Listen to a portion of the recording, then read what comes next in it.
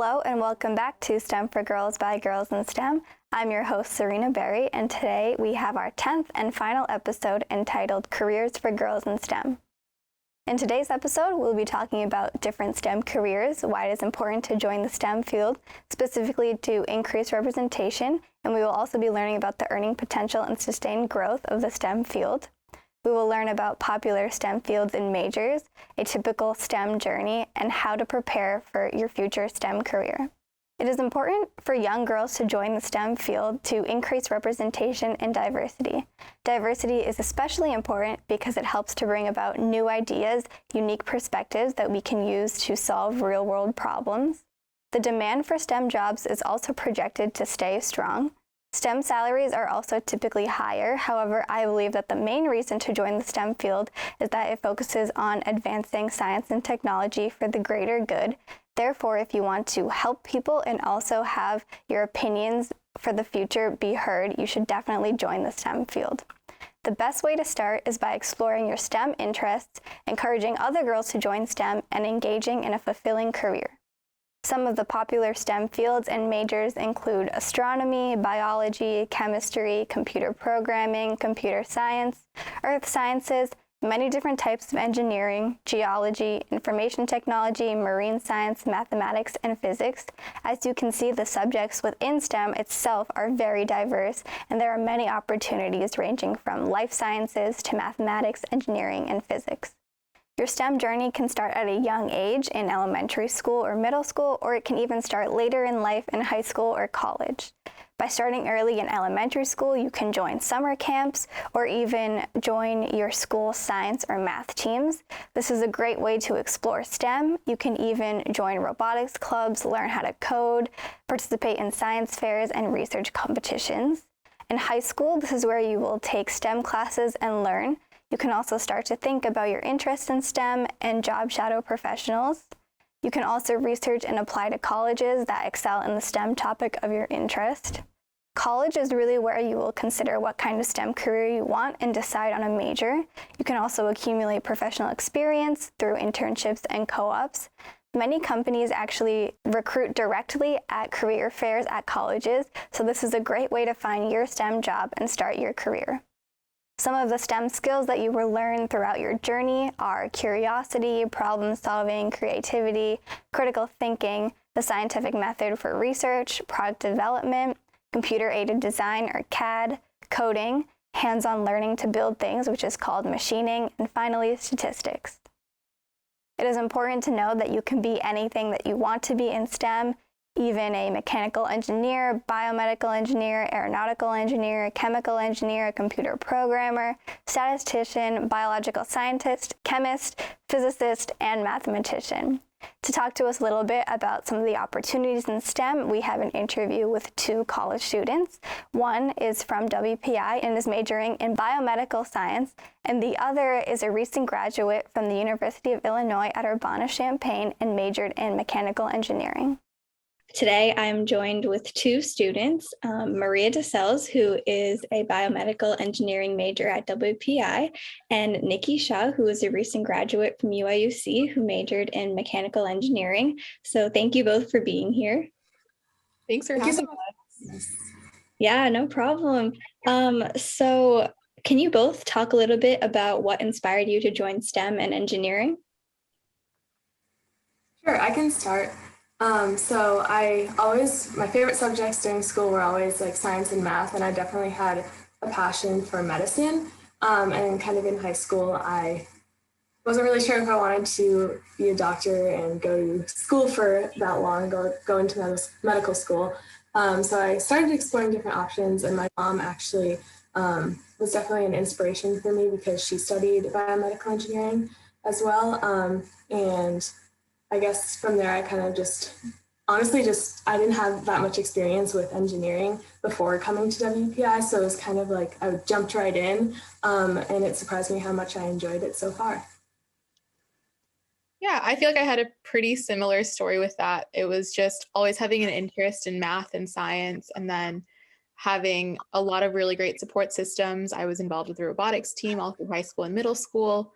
And I think it kind of just made sense to pursue something that I was good at and was also kind of exciting and interesting to do. Specifically choosing mechanical engineering, I think I just saw it as something that had so much potential and like opportunity. So like, I don't know, as an 18-year-old, you don't really know what you want to do for the rest of your life. And it felt like a very flexible sort of major to be looking into. And then it worked out. Yeah, I think both of your stories are really interesting because, Maria, you mentioned that you didn't really do much with STEM before college, and yet you were able to pick it up. And Nikar, you did have a lot of experience. So that's really nice to see that both scenarios and situations get you to the same place. So, Maria, you were pursuing biomedical engineering at WPI. What is it like to pursue biomedical engineering, and what kind of courses do you take, since it is sort of a mix of biology and engineering?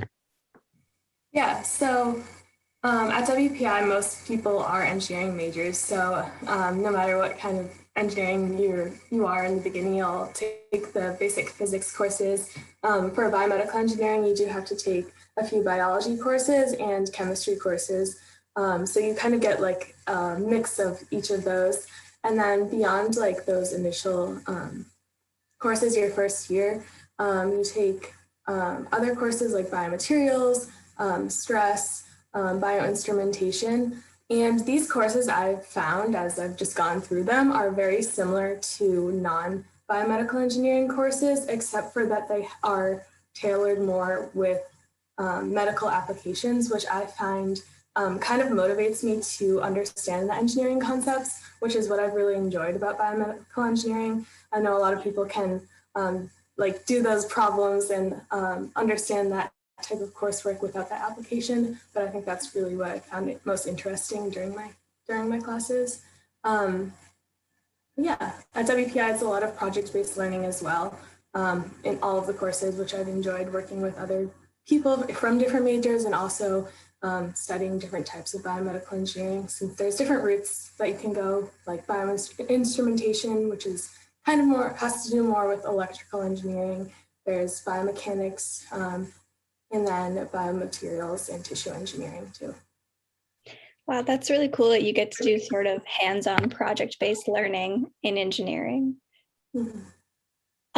So Nikar, you are a recent graduate of the University of Illinois, and you majored in mechanical engineering. So how was your journey through college, and what kinds of courses and projects did you take on?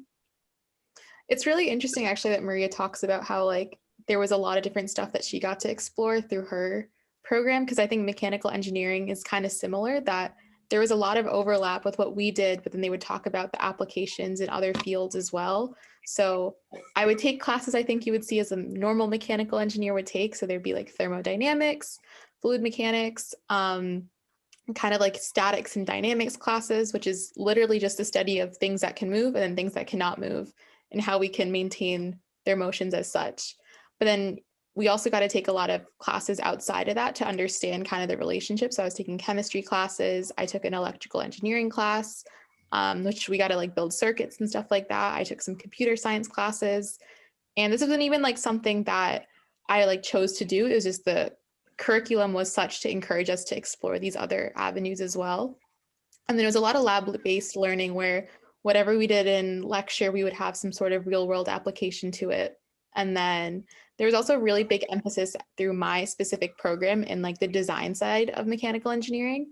So every single year that you had, there would be some design course, which started from just learning how to model on a computer and like do basic analyses on these like virtual parts that we were making, and then to understand how to mechanically design something such that it could actually be manufactured and how to analyze it in the real world. And then we finally had a capstone project our senior year, which we consulted with like local companies to actually do something that was of meaning to them. Wow, that's really cool. And as a recent graduate, what are some of the prospects for mechanical engineering majors, and what are you doing now? Yeah, so I think like kind of what I said before is mechanical engineering is probably the broadest field that you can go into. Like I know people going into aerospace and like the automotive industry, like manufacturing and other operations. There's like the design side, which it doesn't even have to be like you're designing something that you think an engineer would do. Like I have one friend who was a mechanical engineer, and now he works at a shoe company designing shoes for them. There's a lot of things like biomedical field, there's like construction, other structural applications. And it's like a lot of also just developing soft skills, like such as problem solving skills and really refining your math skills because it's such a calculus driven major. So I even have friends that are now doing like finance and investment banking and whatnot. Me specifically, I'm going into consulting. So I get to kind of do a little bit of everything, which is kind of cool. And I'm working specifically in the energy field as well, which has, you can see a lot of engineering opportunity there as well.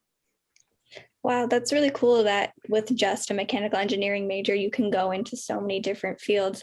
And that's another great thing about the STEM field is that it's so interdisciplinary and it involves so many different fields and industries. So Maria, since you go to WPI, one of the unique things about WPI is that they actually offer co-op programs. And I know that you've completed a lot of internships. Can you talk about some of your experiences and why you think those hands-on learning internships are really important?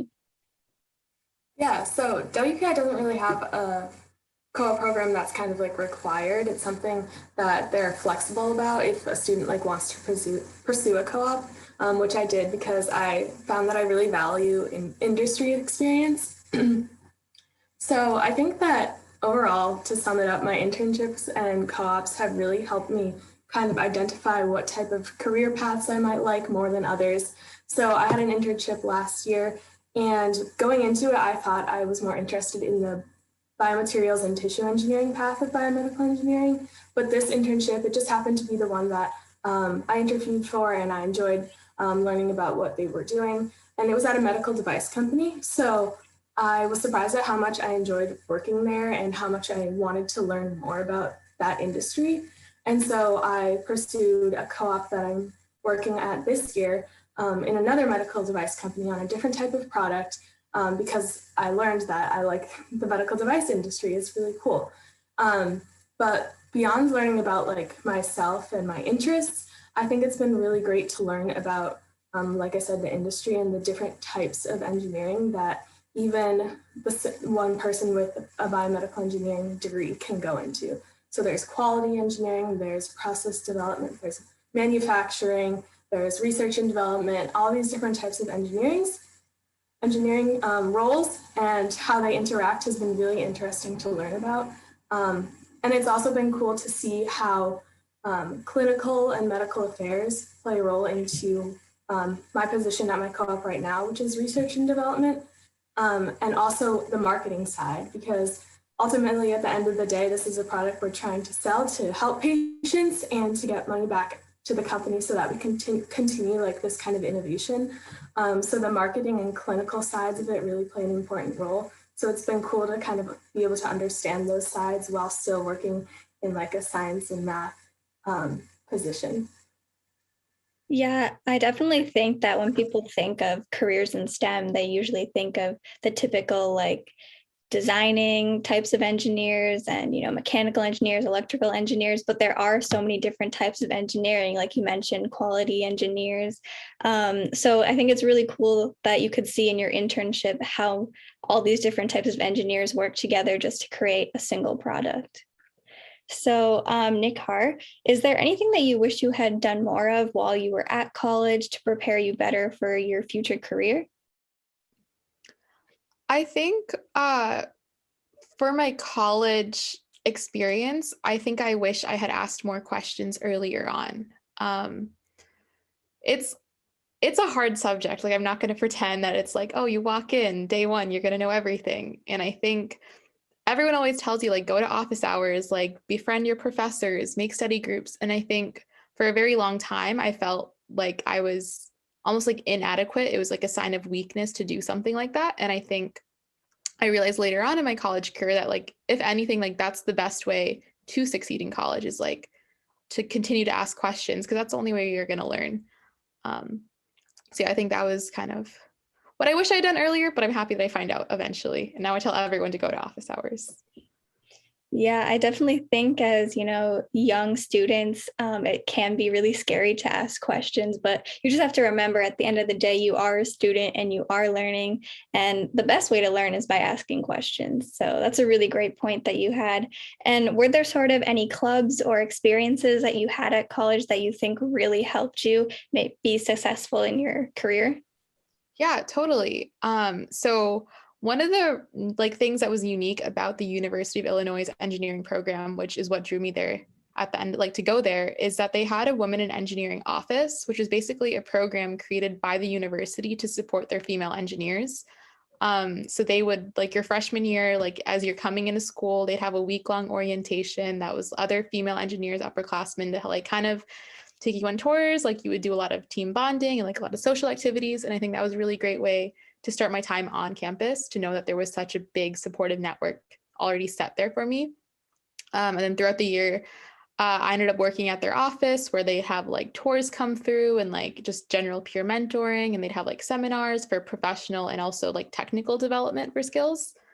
And other organizations I got involved with was a professional engineering fraternity on campus, as well as this team called Baja SAE, which basically you create and then design and race, and basically you create a car from scratch, which I think is really cool to be able to do from your undergrad experience. And in both, I found really wonderful, literally lifelong friends now that were also in my study groups. I'd have classes with them, but it also kind of makes a big campus feel smaller because you have your little bubble that you can also be kind of always having someone there for you to help you through problems. Yeah, I think that's great that, the best way to bond with some of your peers is by taking on challenges like building cars and joining different groups and organizations. So both of you go or went to really heavy engineering schools. Were there any resources that reached out to, young women engineers, since there is that sort of lack of diversity and underrepresentation of women in STEM? Yeah, I can take this. So yeah, this is kind of what I was saying. The Women Engineering Office, I think, was the biggest resource. I know a lot of universities also have chapters for the Society of Women Engineers on campus, which is also a really great resource. Um, and then also, I feel like a lot of universities do allow you, have the platform for you to create your own organizations if you want a female engineer-driven kind of club or RSO. And I think it's also kind of nice because we also have male allies that we don't even realize are there for us, because it's so easy in a male dominated field to think, oh, all the guys are only going to be friends with each other. They don't want to talk to us and whatnot. But I think kind of putting yourself out there and kind of befriending everyone and being open-minded is also a really great way to find like-minded people. And Maria, are there any clubs at WPI that do the same thing? Yeah, so Society for Women Engineers, I haven't been too involved in that, but I think that I was a part of Greek life, and I found that I had a lot of mentors that I kind of sought out, whether I talked to them at career fairs or just other on-campus events. Who, since we're at an engineering school, we're all into STEM, so it's kind of I can reach out to any of them and ask about their previous experiences and what they want to do after graduation, or if they've already graduated, kind of understand how they're liking their role and what their role is. And I think that's really helped. Just seeking out mentors, I've learned to really value the mentor-mentee relationship. And I'm excited to be a senior this year and maybe provide that kind of relationship to someone else, especially women in STEM. Yeah, I definitely think mentoring is really important because it's really nice to have someone that you can look up to follow in their footsteps and ask for advice whenever you feel unsure. And I know there are different types of mentors at college. You have your advisors, you have research mentors. So it's definitely great to seek out mentors in college. And so like we talked a little bit about before, you learn a lot through, failures and asking questions. Have there been any challenges that you both faced at college, and how did you overcome them? I can start. So I think one of the biggest challenges that I've seen, that I've experienced multiple times, I guess, is just challenges that come with working with teammates of different backgrounds, of different skill sets, and maybe with different priorities and different work styles. So I mentioned that WPI is very project-based learning. So every course has some sort of project, and then there are bigger projects throughout the years at WPI. So I think that's been challenging at times when there are different working styles, but I think being clear about goals and almost like assigning people certain parts, but also staying in touch about how these different parts of the project or different parts of maybe a prototype that you're making will interact at the end of the day has like helped with that. Yeah, I guess just working on like the communication between different people with different skills and being honest about the things that you're capable of doing and the things that you understand in a project, and helping other people to be honest about that too, because I know sometimes when you work in a project, someone or yourself might think you can tackle this one part, then all of a sudden you realize you don't really understand either what the goal of that part of the project is or how to accomplish that. So asking your teammates for help and being there for your teammates as well. And Nikar, were there any sort of challenges that you faced while you were at college or even now in your career? Yeah, I think one of the biggest challenges I faced, and I've also seen that a lot of female engineers seem to face this as well, is just imposter syndrome. That engineering is such a competitive field. It just kind of the nature of it kind of works out like that. And it feels like every single person is so smart that it's like you feel like you don't belong there, that like you're not as smart as everybody else. It's like you kind of feel constantly discouraged. And I think it took me a while to understand that you're not the only one that feels that way, that it's kind of something that everyone goes through. And especially like once you hit the college arena and like you're in an engineering school, it's like it's kind of hard. It's easy to forget that like you've earned your place there. Like you deserve your spot in that classroom as much as the person next to you.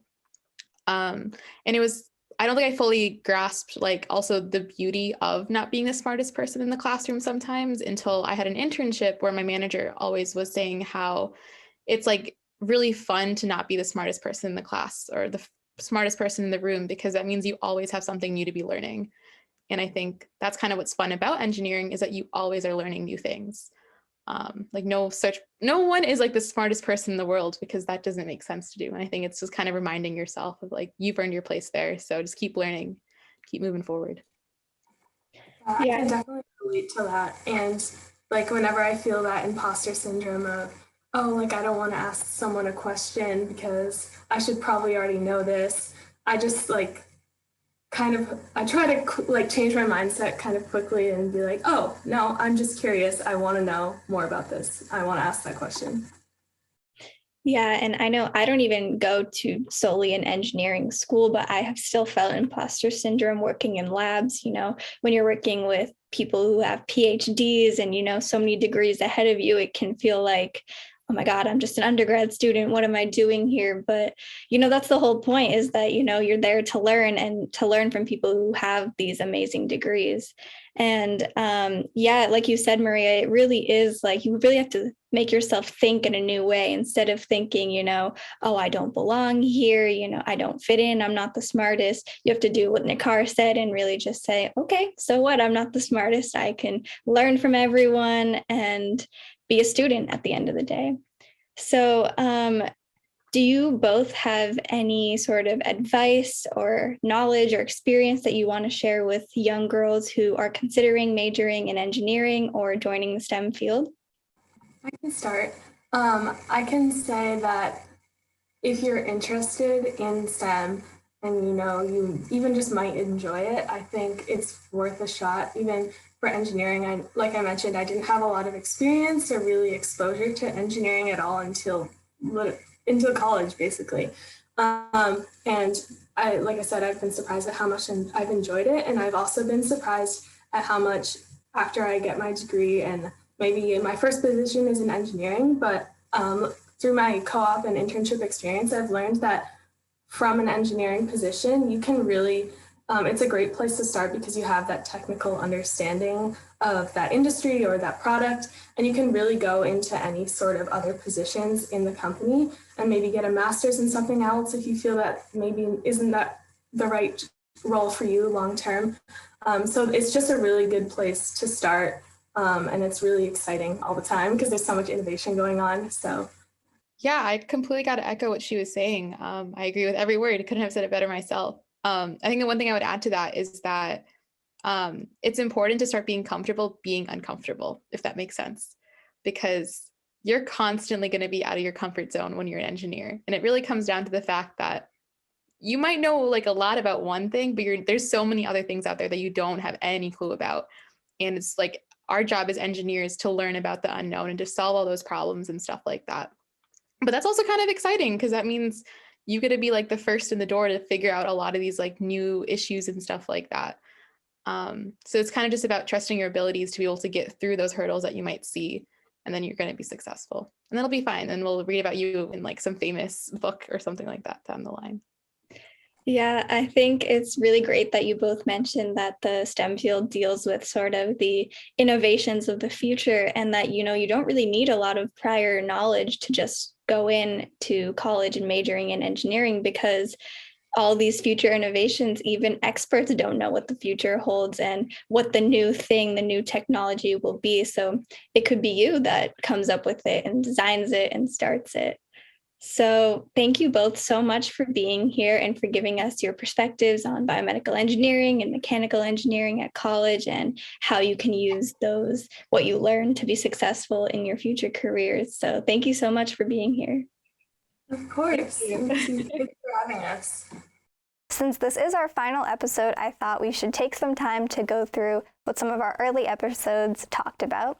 So our first episode was entitled, What Can Girls Do? And in this episode, we learned that girls can really do anything, and they can even be the World Championship robotics teams. In our next episode, we talked a little bit about space, and we interviewed the first LEGO team, and we talked about their theme, Into Orbit.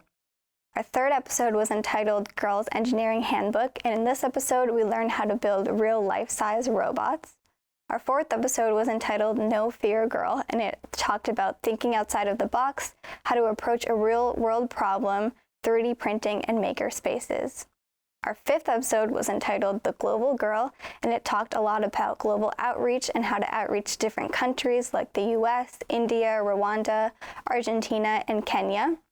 Our sixth episode was entitled Girls Can Code, and in this episode we learned about different programming languages, web design, and hackathons. Our seventh episode was entitled Innovation Girl Hub, and in this episode we learned how to invent, innovate, and inspire through patents, IPs, and entrepreneurship. Our eighth episode was entitled Girls in the Lab, and in this episode we learned how to think like a scientist, how to use the scientific method, and all about research and development. Our ninth episode was entitled Girls Lead the Way, and in this episode we talked about different leadership qualities, how to be a role model, and how to find mentors. And in today's 10th and final episode, we learned about various careers for girls in STEM, how to explore, encourage, and engage in the STEM field. It has been my sincere pleasure to be your host at STEM for Girls by Girls in STEM. I started the show about 2 years ago, and I have really enjoyed sharing my expertise and experiences. I've also been very grateful to use this platform to share the experiences of many other successful women, everyone from young elementary school students on LEGO robotics teams to my fellow peer students in college, and even to professionals and CEOs who are very far along in their careers. I hope that through the course of this show you learned a lot about STEM and have seen that anyone can do it regardless of prior knowledge, any fears or self-doubts. If just one girl has been inspired to join the STEM field, then I know that we have done a great job with this show. I would like to thank my mentors, my family and friends who helped me and participated in this show. I would also like to give a big thank you to the WestfordCAT, who put in a lot of time and hard work with filming and production. And finally, I would like to thank you, the audience. Thank you so much for listening and for watching, and I wish you the best of luck on all your bright futures.